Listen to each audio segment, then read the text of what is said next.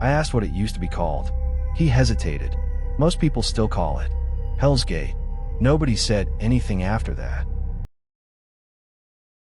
I stepped off the trail for what felt like a minute. When they found me, I'd been gone for 5 days. Everyone kept asking where I'd been. I didn't have an answer that made sense. I still don't. Everyone dreams about going to the Caribbean, but most people end up in places like St. Martin, Jamaica, and the U.S. Virgin Islands. You know the ones: crowded beaches, massive resorts, the tourist traps that feel more like amusement parks than islands. They're fun, sure, but interchangeable. You could be anywhere. Saba isn't like that. Saba is tiny. It's basically one dormant volcano rising straight out of the ocean, with a single narrow road that winds through the entire island. That's it. One road. No sprawl. No chains. No shortcuts. Everything there feels contained, almost deliberate, like the island decides how you're allowed to move through it.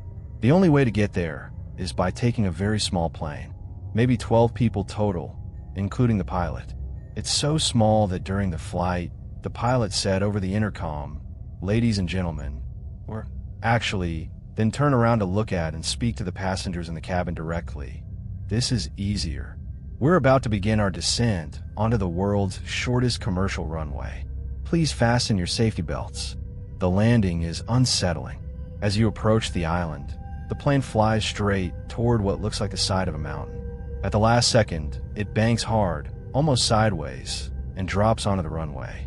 The runway itself lives up to its title.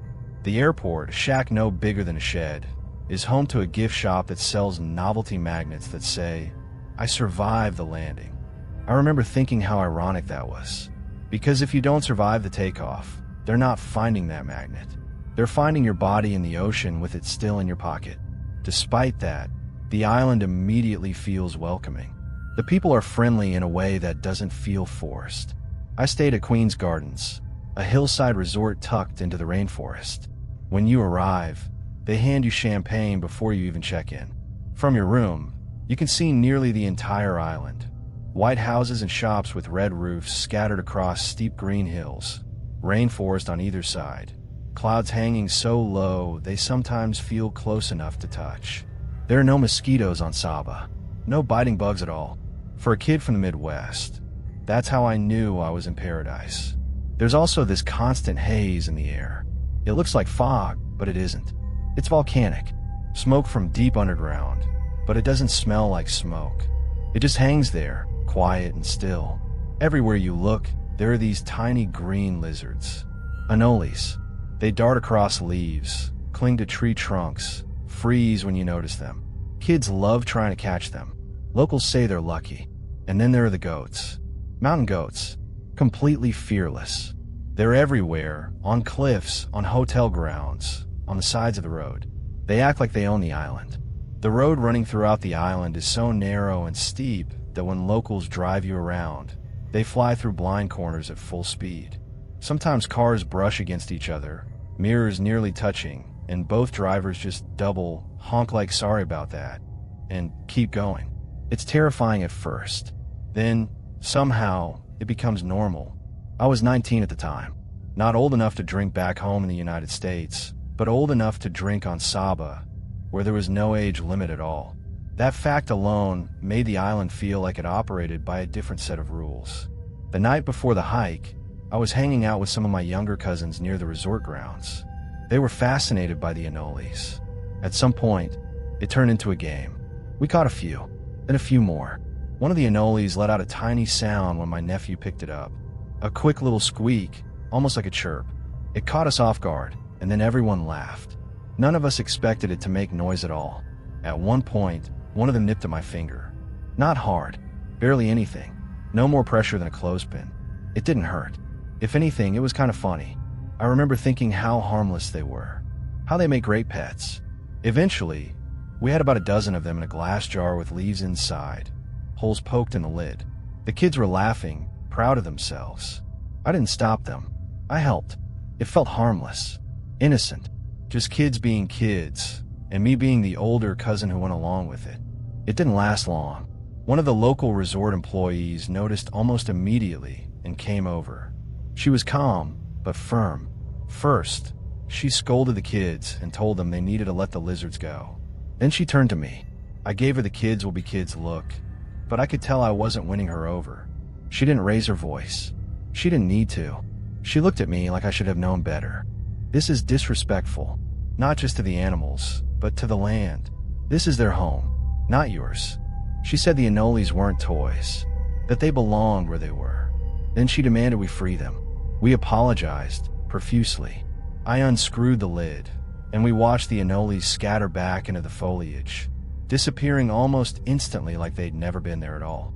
The kids ran off to play somewhere else, already distracted, but the look she gave me stayed with me. That night, I danced to the sound of the steel drum band and drank some of the local beer, Saba Spice. Enough to feel loose. Enough to laugh a little louder than usual. Not enough to be hungover the next morning.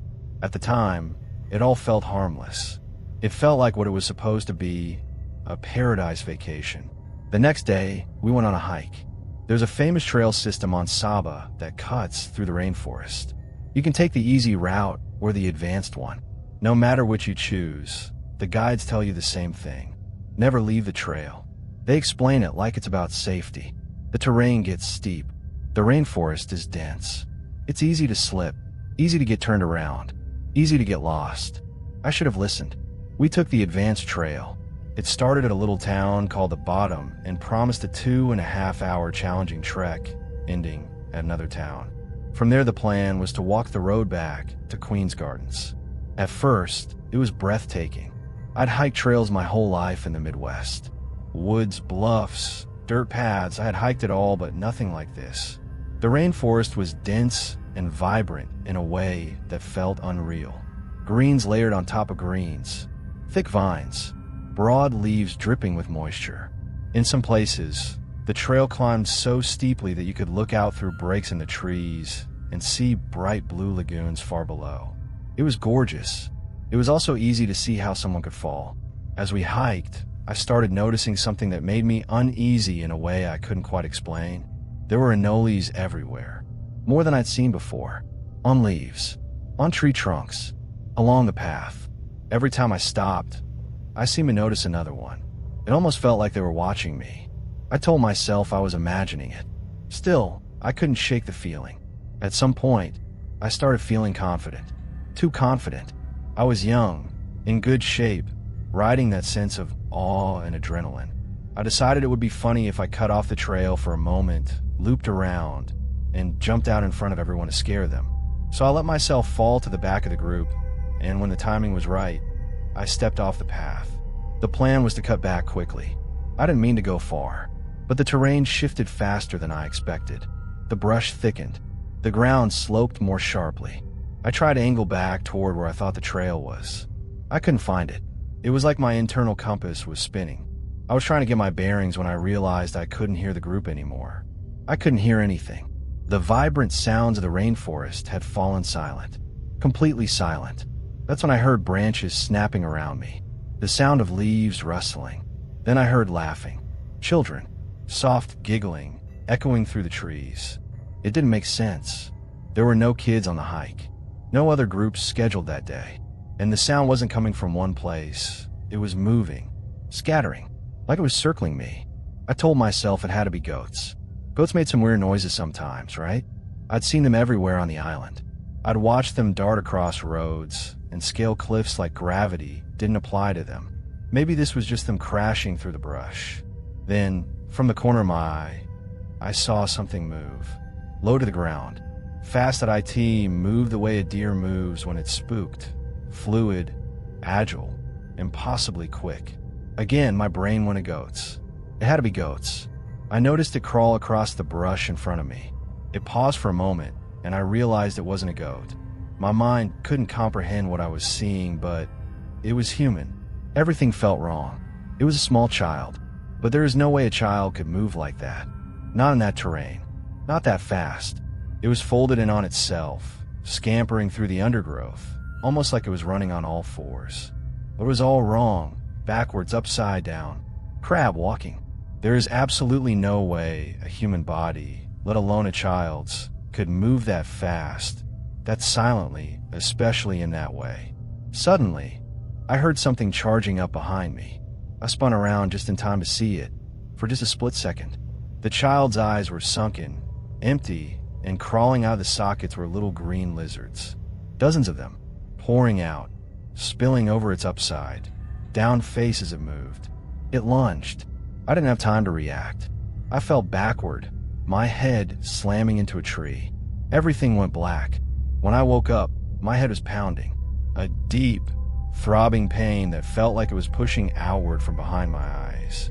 My neck was stiff, my vision blurry, and for a moment I couldn't tell if my eyes were actually open or not. My ears were ringing a long, high-pitched scream that slowly subsided until all I heard was silence. Then I heard giggling. At first, I felt relieved. Real, physical relief.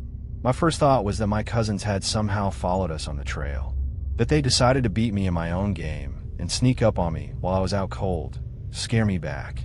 I convinced myself that everything I'd seen before I blacked out, the crab, walking, the speed, all of it had just been my brain misfiring after I slipped and hit my head. "Sean, Zach, you guys can come out now," I yelled. "It's not funny. I'm hurt." The giggling didn't stop.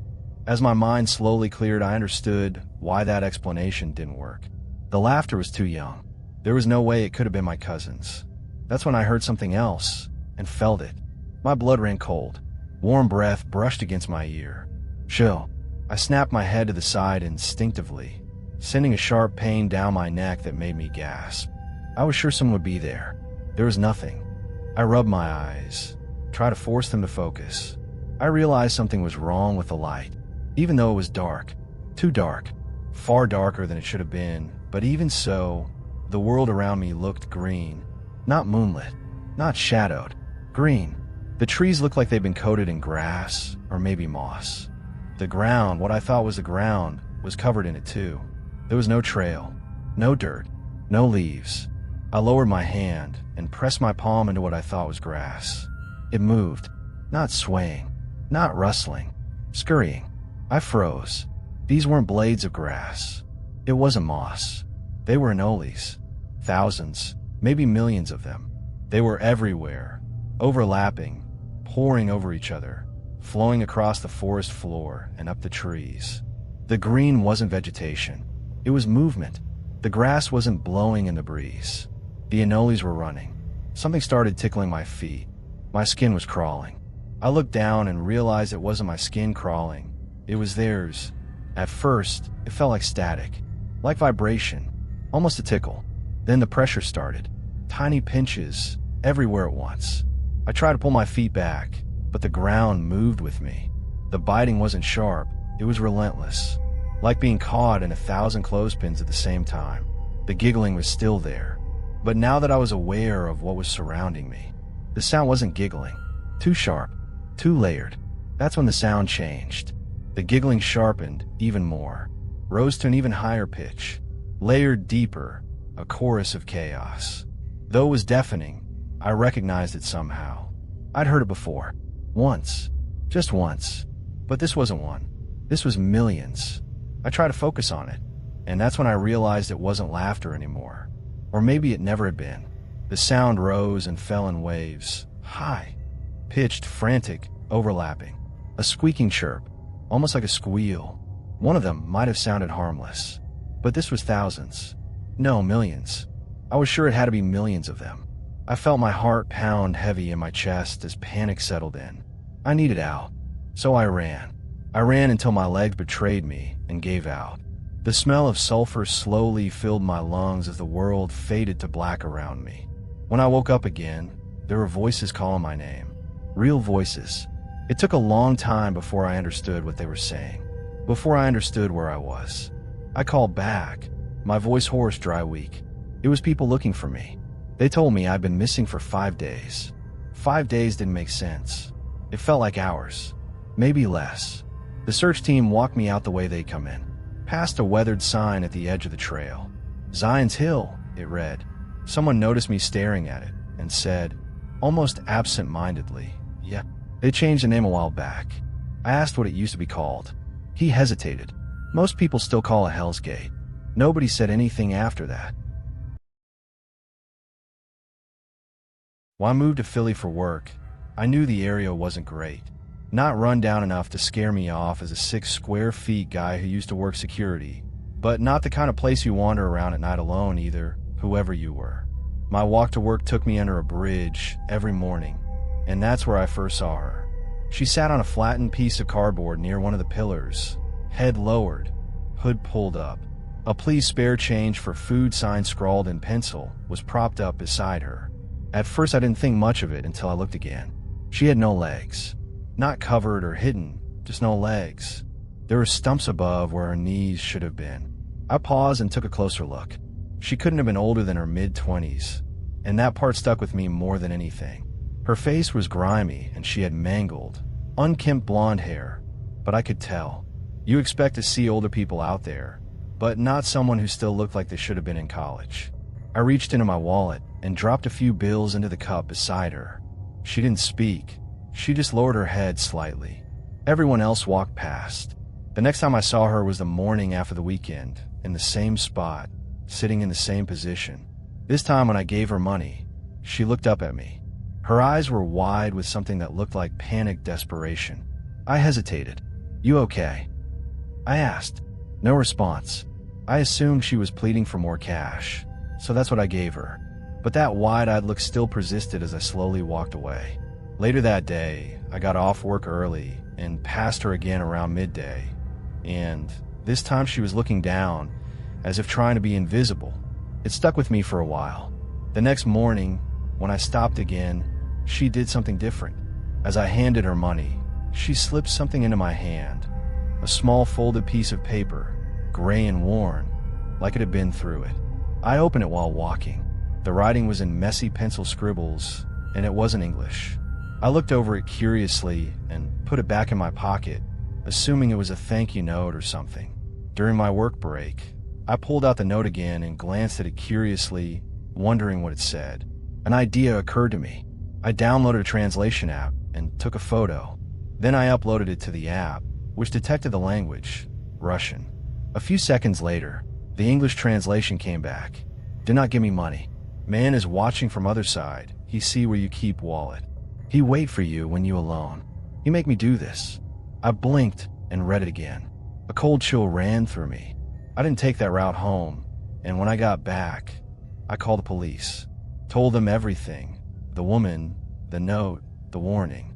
The voice on the other end barely reacted, sounding like it was just another Tuesday. Just said they'd get someone to check it out. Didn't ask for the note or any further details. No follow-up questions. No urgency. Nothing. I hung up with no real optimism that they'd take any action. 2 days later, I went back early in the morning just to check if anything had changed. The streets were still dark, completely empty at that hour. I had a fake wall in my pocket and my pistol just in case, but I wasn't expecting to use it. I arrived hoping to see the area cornered off, or at least some sign that the authorities had been there, but there was none at all. And she wasn't there. The spot under the bridge was empty. The cardboard and the sign were gone. I glanced at my watch and stood there, telling myself it was early. She might not be out yet. But where else would she be? After all, she slept here. I stood there longer than I should have, listening. The water beneath the bridge moved slowly, quietly. Then I heard something, faint like a voice. I turned my head in its direction, then followed it cautiously down toward the riverbank. As I walked, the ground became uneven, damp. I paused a few more times, listening closely, but I didn't hear the sound again. I almost turned around and left, but then I saw a dark shape out in the distance shift. It didn't look right. I took a few more steps towards it, and that's when I saw what it was. Someone was in the water. I rushed closer, and that's when I saw her, turning in the current as it washed over her face. I opened my phone torch and pointed it at her. It was the same homeless girl from under the bridge. She was tied up and barely moving. I waded in without thinking. The water soaked through my shoes instantly as I grabbed her and slipped my arm under her shoulder. I lifted her out of the water. She was slippery and cold. There was blood on her arms and down the front of her shirt. Her eyes flickered open as I pulled her out, dragging her onto the bank. Then her eyes widened and her hand grabbed my shirt. Weakly, but urgently. I realized she was looking behind me. Then footsteps. I reacted before I could even think. I didn't even stop to look. I pulled the gun out, turned and fired. The sound was deafening, cutting through the silence. Something hit the ground in the distance before I fully saw it. My heart racing, I swallowed and approached closer, both hands on the gun. A tall man lay twitching on the damp ground. I pointed my phone torch at him. He was dressed in black, mask over his face, gun in his hand. If she hadn't warned me, I would have been dead. As I looked into his eyes, the realization dawned on me. This was him, the one using her, making her sit there, day after day, pulling people in. When she looked at me like that, she hadn't been begging. She'd been trying to warn me, and he must have found out about the note. I felt sick. Rage flooded in so fast it drowned everything else. I aimed at his head and fired. He stopped moving instantly, but I fired again. And again. I lost count.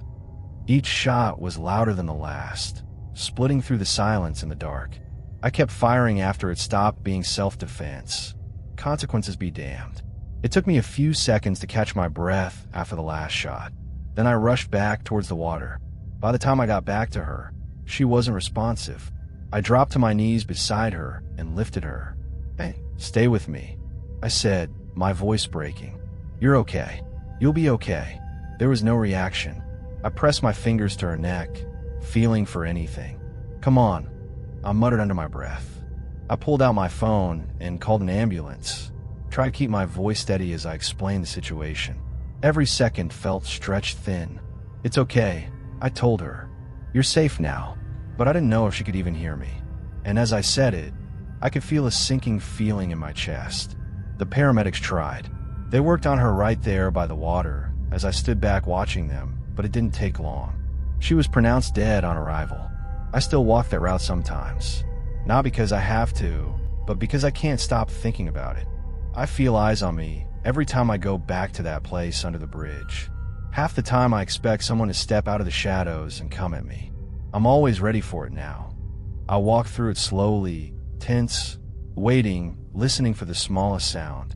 But nothing ever since. People walk through it like nothing ever happened, just like every other part of the city. Most people never even noticed her. But now, some of them noticed the flowers I left where she used to sit. I've always been a long-time reader of No Sleep, but I've hesitated to tell my story. It took a couple of shots of whiskey to work up the nerve to post, but I think I'm actually ready now. I go to a large university that's in the middle of nowhere. It's about 4 hours away from my family home, and the drive takes me through all sorts of back roads that wind through the Blue Ridge Mountains. Due in part to the fact that I am a procrastinator, and in part to not wanting to get stuck behind a tractor, I have a tendency to make the drive late at night. Until a few weeks ago, I never had any issues other than my terrible sense of direction, sometimes taking me even farther into the middle of nowhere by accident. My younger sister's birthday was a little less than a month ago, so I decided to come home and surprise her. On Friday, I closed up on my part-time retail job and managed to hit the road by 11. The drive was at first relatively uneventful, other than the jitters from chugging 2 Red Bulls to stay awake. I had so far managed to avoid deer, fog, and the other typical challenges of rural mountain driving. I made good time and started to hit the home stretch by 2 in the morning. I was on a stretch of road where there might be a house every 5 miles or so, the type of road where you spend the whole time holding your breath to get back to civilization. Somewhere, somehow, I made a wrong turn. Looking back, I think I got overzealous in my desire to get out of there and turn off the road too early. I'm not sure when the paved road turned to gravel, but it took me a few minutes down the road to notice. As I drove forward, looking for somewhere I could turn my car around and wishing I had invested in a GPS, the scenery around me started to look less isolated. Despite the gravel slowly turning to packed down dirt, there was what looked to be a shack deep in the trees on my right-hand side. On my left, and about a quarter of a mile down, there was some sort of short tower made from stacked stones. The whole situation was giving me just a bit too much of an ominous feeling. Here I was, a 21-year-old girl in a crappy car driving down a dirt road next to creepy stone towers at 2 in the morning. By this time, I was going less than 10 miles an hour in an attempt to find somewhere to turn around. I was contemplating just backing out the however many miles I have driven down in order to get back to the main road. I craned my neck to look in my rear view mirror, trying to judge whether I could handle it. And when I looked back at the road again, I saw him. The shock of it seemed to completely freeze me and effectively stop the motion of my car. He couldn't have been more than 20 feet away from me, tall and pale too pale. He was clearly human, but his skin was such an intense white that it was almost reflective. He was dressed in blue jeans and rags, but what truly terrified me were his eyes. His eyes were red, too large, and out of proportion for his face. The anger in them seemed to have the ability to render me completely immobile. He kept walking towards my car, as I spent the seconds frantically wondering whether I'd locked my car doors. Stopping directly in front of my car, he never blinked, never lost eye contact. He just strode forward, put his hands on the hood of my car, bent forward, and uttered in what was barely over a whisper, "Leave now."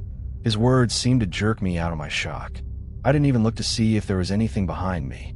As quickly as I could, I shoved the car into reverse and threw it backwards as quickly as I could without running it off the road. I saw his figure get smaller and smaller, but the glare of his eyes seemed to last through the darkness. It seemed like forever, like I would never get out, when suddenly I hit something, slamming into some sort of mass. I finally jerked my eyes away from the road in front of me, anxiously checking to see what my car had made impact with. It was a guardrail. I had made it back to the main road. I looked back in front of me, expecting to see those eyes again, but there was nothing. Trying to regain my composure and way too terrified to get out and check the damage to my back bumper, I eased back onto the road and tried to continue my drive home. I was shaking, unsure of what just happened. I kept looking in the rear view mirror, trying to figure out exactly what I had left behind me. Other than the occasional glimpse of headlights farther back, the road was empty. By the time I pulled into my driveway, it was 3:30 in the morning, and I was simultaneously exhausted and adrenaline-filled all at the same time. I entered our garage code, walked into the house, and immediately made sure every door and ground floor window of the house was locked.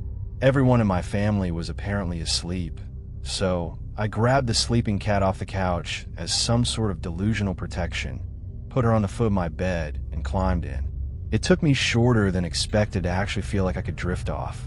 After a last check around the room to make sure nothing was lurking in the shadows, I fell into a deep sleep. The next morning, I was woken up bright and early by the sun coming in through the window. It took a second for me to realize that wasn't right. Last night, I had made sure my blinds were shut in fear of creatures peering in on me as I slept. It took me a second before I noticed it. My mirror, at the other end of the room, had crude lettering painted on it